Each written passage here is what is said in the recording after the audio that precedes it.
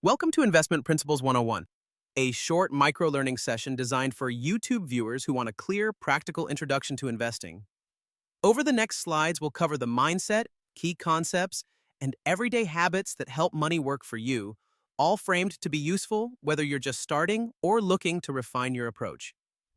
In this presentation, we'll move through 6 core topics: developing the right investing mindset, understanding risk and return, the power of diversification, how to set asset allocation, behavioral advantages that improve outcomes, and why a long-term view matters. Each section builds on the last to give you a simple, actionable framework for smarter investing. We begin with investing mindset. Think of investing as purposeful capital allocation guided by goals, not short-term speculation. Good investors focus on clarity of objectives, realistic expectations, and discipline, treating markets as a tool to achieve long-term goals rather than a source of quick wins. This slide contrasts investing and saving to clarify their roles. Saving is about capital preservation and liquidity for known short-term needs, while investing aims for growth through assets that can appreciate or produce income. Knowing when to save versus invest helps you match money to a time horizon and the risk you can comfortably accept. Compounding is the engine of long-term wealth. Reinvested returns generate more returns, so time matters. Starting early and staying consistent can dramatically amplify outcomes, and minimizing interruptions, like withdrawing contributions during downturns, lets compounding work uninterrupted over decades. Now we turn to risk and return, the central trade-off in investing. Higher potential returns usually involve higher volatility and the possibility of loss, so the job is calibrating that trade-off to your goals and tolerance and using evidence-based methods to measure and manage risk effectively. Investment risk means volatility, the chance of permanent loss, and potential shortfalls versus your goals. Risk is quantified with tools like standard deviation, beta, value at risk, and scenario analysis so portfolios align with capacity and objectives rather than gut feeling alone. When setting return expectations, look at historical performance as a reference, but avoid assuming the past repeats exactly. Be realistic to prevent excessive risk-taking, balance potential returns with your risk tolerance, and keep a long-term perspective so short-term noise doesn't derail your plan. Diversification is about spreading exposures so no single shock can derail your goals. Effective diversification mixes asset classes, sectors, and geographies to smooth volatility and capture different growth cycles, ultimately reducing portfolio risk while preserving return potential. Spread risk wisely by allocating across assets, sectors, and regions.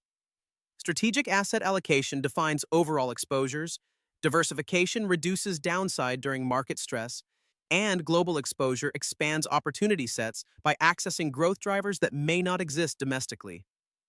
Beware the home bias trap. Overweighting domestic markets concentrates political, regulatory, and currency risks and can miss international growth opportunities. Broadening exposure to global equities and bonds enhances diversification and lets you capture different economic cycles around the world. Asset allocation sets the foundation of portfolio construction by matching long-term goals to risk capacity. Think of it as your strategic blueprint that determines how much you place in growth versus defensive assets. With periodic tactical tilts used sparingly and disciplined rebalancing to stay on course.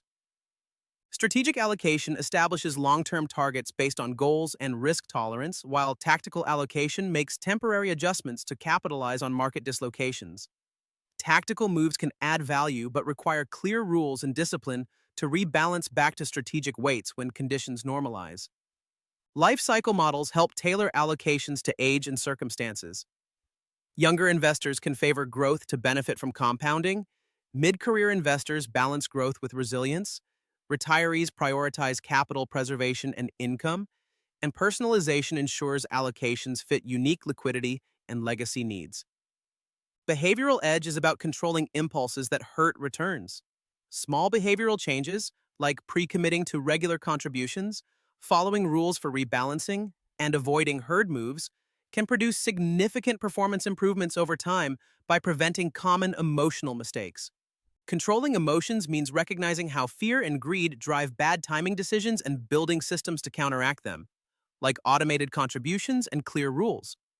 Maintaining a cash buffer also provides liquidity during downturns, so you avoid forced selling and can stick to long-term plans.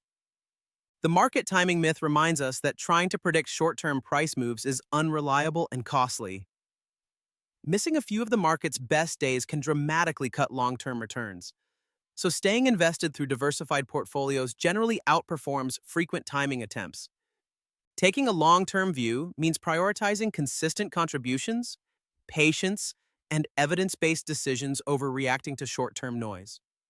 Time in the market, disciplined rebalance, and focus on outcomes rather than daily prices create the conditions for compounding and steady wealth accumulation. Costs compound too. Management fees, trading spreads, taxes, and inflation quietly erode returns. Favoring low-cost index funds, minimizing unnecessary turnover, and using tax-efficient strategies helps preserve more of your portfolio's growth for the long run. Stay educated and adaptive by continuously learning as markets and rules evolve, while resisting fads that promise quick gains. Pair ongoing education with disciplined, evidence-based strategies so you can adjust intelligently to change without sacrificing long-term consistency. Thank you for watching this micro-learning session on Investment Principles 101. If you found this helpful, consider revisiting key sections, subscribing for more short lessons, and applying one small change to your plan this week to move closer to your financial goals.